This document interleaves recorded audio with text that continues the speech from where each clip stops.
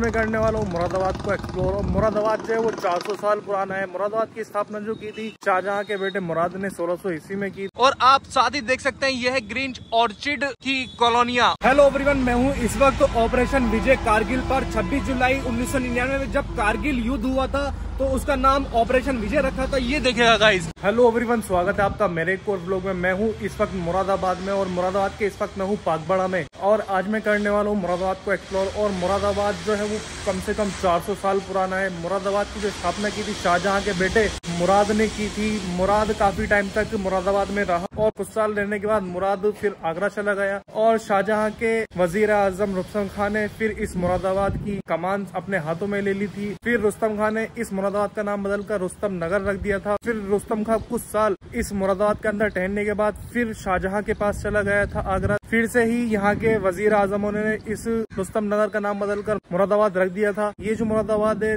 उत्तर प्रदेश के top cities में से एक सिटीज बनता है। और मैं आपको बता दूं इस मुरादाबाद को पीतल नगरी के नाम से भी जाना जाता है। और गाइस मैं आपको बता दूं कि यहाँ पे जो पीतल है उस पीतल के आभूषण बनते हैं जो कि कई से कई नई से नई वीआईपी से वीआईपी चीजें बनती है। और जो भी पीतल की वीआईपी चीजें बनती है वो भारत के कोने कोने में जाती है और आउट ऑफ इंडिया भी जाती है, जैसे अमेरिका, लंदन हुआ। इस तरह से सभी जगहों में यहाँ के पीतल के जो बर्तन वगैरह जो वीआईपी चीजें बनती है वो सभी बाहर जाती है। तो चलिए गाइज मैं आपको एक्सप्लोर करता हूँ मुरादाबाद को। और गाइज अब मैं हूँ इस वक्त दिल्ली रोड पे और दिल्ली रोड से लेकर मुरादाबाद के आखिरी तक जितनी भी वीआईपी से वीआईपी चीज आएंगी मैं उन सभी को एक्सप्लोर करने वाला हूँ। तो चलिए गाइज चलते हैं और एक्सप्लोर करते हैं। तो गाइज आप देख सकते हैं ये है मुरादाबाद का पाकबड़ा। और पाकबड़ा के मैं इस वक्त हूँ ख्वाजा कॉलोनी में। ख्वाजा कॉलोनी में आप देख सकते हैं कितनी वीआईपी से वीआईपी कॉलोनी है। और आप देख सकते हैं ये जितना भी एरिया है पूरा स्टूडेंट्स एरिया। यहाँ पे जितने भी लोग रहते हैं सब स्टूडेंट्स रहते हैं।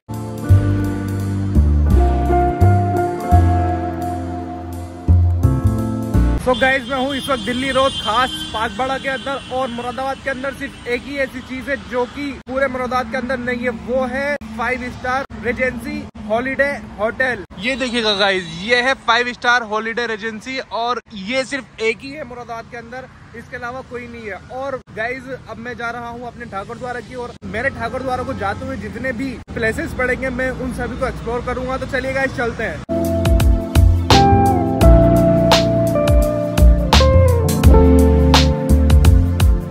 तो गाइज अब मैं हूँ इको हर्बल वाले पार्क पर। और इको हर्बल पार्क के लिए जाने के लिए रास्ता जो है ये है, देखिएगा ये इस तरह से इको हर्बल वाला पार्क का रास्ता है। और आप साथ ही देख सकते हैं ये है ग्रीन ऑर्चिड की कॉलोनिया। और ये देख सकते हैं कितनी बड़ी बड़ी बिल्डिंग्स है। और अगर आप इको हर्बल पार्क जाना चाहते हैं तो ये देखिएगा उसका इको हर्बल पार्क का साइन ये लग रहा है। और ये इको हर्बल पार्क जो है एक ड्रीम प्रोजेक्ट था पूर्व अखिलेश यादव जी का। तो गाइज वो बहुत बड़ा पार्क है, वहाँ पे बहुत ही दूर दूर से लोग आते हैं घूमने के लिए। मैंने इसका पूरा ब्लॉग अलग से बना रखा है, जाकर जरूर देखना। उसका मैं लिंक डिस्क्रिप्शन में दे दूंगा गाइस।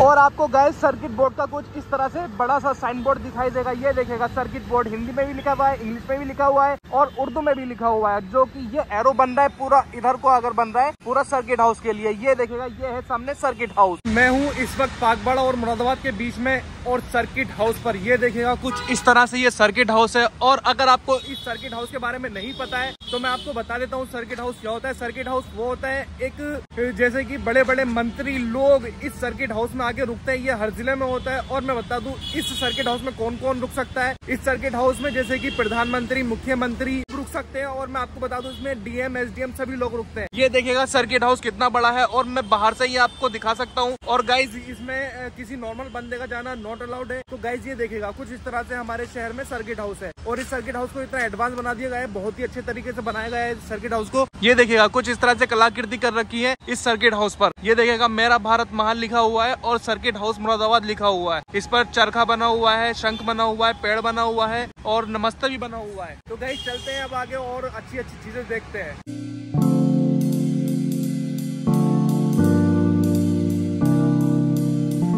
मैं हूँ इस वक्त ऑपरेशन विजय कारगिल पर। 26 जुलाई 1999 में जब कारगिल युद्ध हुआ था तो उसका नाम ऑपरेशन विजय रखा था। ये देखिएगा गाइस कुछ इस तरह से हमारे देश के सैनिक ने झंडा गाड़ दिया था और ऑपरेशन विजय का नाम दिया था इस कारगिल युद्ध में। मैं आपको दिखाता हूँ, इसका स्टेचू कुछ इस तरह से बना हुआ है। गौरव के 25 साल हो चुके हैं इस कारगिल युद्ध को जीते हुए, और कुछ इस तरह से इन्होंने एरो बना रखा है, एक मैप बना रखा है कि किस तरह से हमने इस कारगिल युद्ध को जीता था। ये देखिएगा, या तो तिरंगा लहरा कर आऊंगा या फिर तिरंगे में लिपट कर आऊंगा। और ये जो लाइन लिखी थी कैप्टन विक्रम बत्रा ने लिखी थी, जो कि शहीद हो चुके थे, वो इस कैप्टन विजय थापर 3 पिंपल्स पॉइंट से निकलते हुए यहाँ तक पहुँचे, और पहुँचने के बाद जरा याद करो कुर्बानी वाला सिस्टम यहाँ पे इन्होंने बनाया और अपना झंडा गाड़ दिया। देखिएगा गाइस, कुछ इस तरह से इन्होंने, हमारे सैनिकों ने हमारे देश को बचाने के लिए अपनी जान गंवा दी थी। कुछ लक्ष्य इतने योग्य होते हैं कि असफल होना भी गौरवशाली होता है। ये मनोज कुमार पांडे ने लिखा था। और आप देख सकते हैं गाइस, किस तरह से इन्होंने, हमारे सैनिकों ने हमारे देश को बचाया था 1999 के कारगिल युद्ध में। आप देख सकते हैं कारगिल युद्ध जीतने वाले बहादुर सैनिकों की याद में कुछ इस तरह से इन्होंने ये मैप बनाया है। पाकिस्तानी घुसपैठिए जो कारगिल सेक्टर में LOC से 20 किलोमीटर की ऊंचाई पर आकर हमारे देश में घुसना चाह रहे थे, तो उनका घुसना एकदम नाकाम कर दिया था हमारे सैनिकों ने। तो देखिए गाइस, कुछ इस तरह से हमारे देश के सैनिकों ने कुछ इस तरह से हमारे देश का नाम रोशन किया था। ये देखिएगा, एक सल्यूट तो बनता ही है हमारे देश के लिए।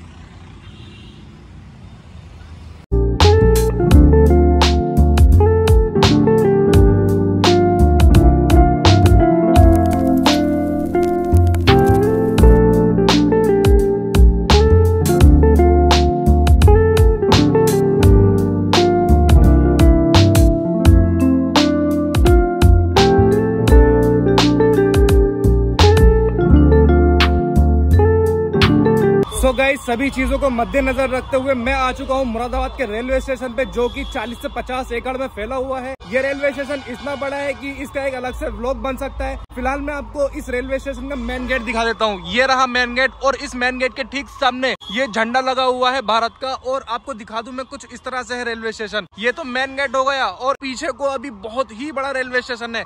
कम से कम इस रेलवे स्टेशन के 10 गेट है, जो कि पहले गेट पे मैं खड़ा हूँ, और जो 1 2 3 4 5 6 7 8 9 10 गेट है, वो उस साइड को इस तरह से जाकर है। तो गाइज, इसका एक अलग से व्लॉग बन सकता है, इसका अलग से एक मैं व्लॉग बनाऊंगा। तो अभी चलते हैं हम वहाँ जहाँ पे अंतरराज्यीय बस स्टॉप और राज्य की बसें मिलती हैं। तो चलिए गाइज, चलते हैं।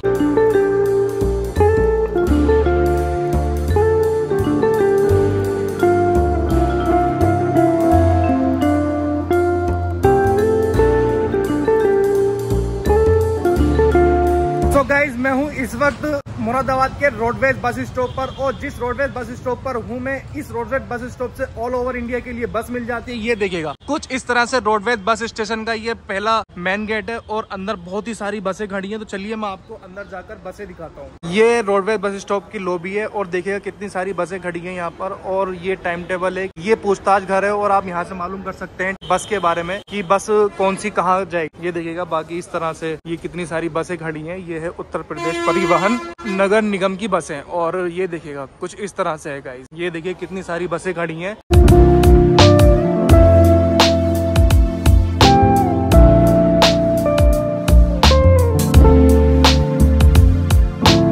और इस रोडवेज बस स्टॉप से ऑल ओवर इंडिया के लिए आपको बस मिल जाएंगी। कहीं भी जाएंगे, कहीं के लिए भी आपको बस मिल जाएंगी। और यहाँ से आप अगर जैसे कि छोटे छोटे देश जाना चाहते हैं, नेपाल या भूटान, तो यहाँ से वो भी बस मिल जाए। सो गाइज, ये जो रोडवेज बस स्टॉप है, ये तो हो गया कि ऑल ओवर इंडिया के लिए यहाँ से बस मिल जाएंगी। और मुरादाबाद के अंदर एक ऐसा बस स्टॉप भी है जहाँ पर आपको सिर्फ उत्तर प्रदेश के लिए ही बसें मिलेंगी। जैसे कि उत्तर प्रदेश में काफी सारे जिले हैं, रामपुर, बरेली, बिजनौर, इस तरह से जिले हैं, तो वहाँ से सिर्फ वही बसें मिलेंगी। उसके अलावा यूपी के अगर आप बाहर जाना चाहेंगे तो बस नहीं मिलेंगी।